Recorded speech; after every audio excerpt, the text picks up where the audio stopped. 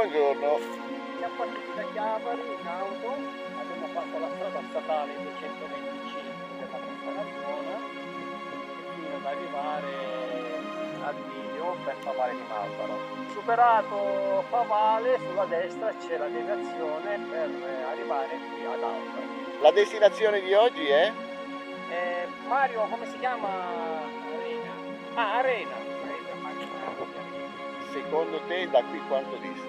Come tempo ci metteremo un'ora e mezza. Ci sono particolari problemi secondo te da affrontare? Partiamo, arriviamo al paese abbandonato di Arena e poi scenderemo di nuovo.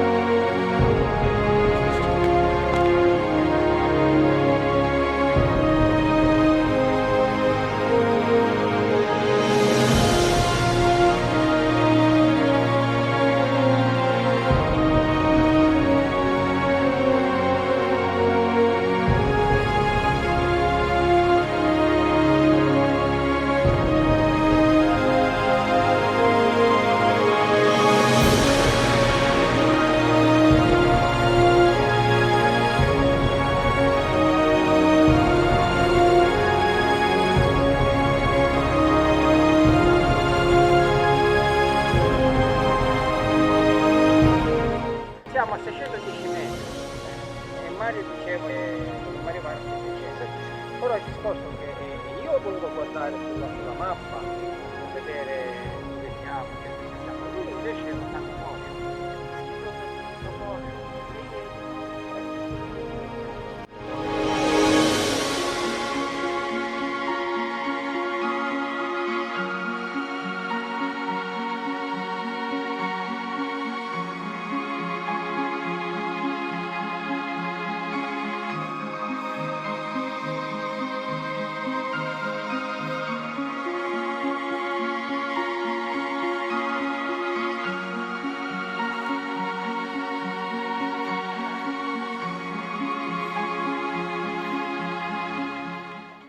Siamo arrivati alle prime case, questo posto abbandonato, andiamo a vedere.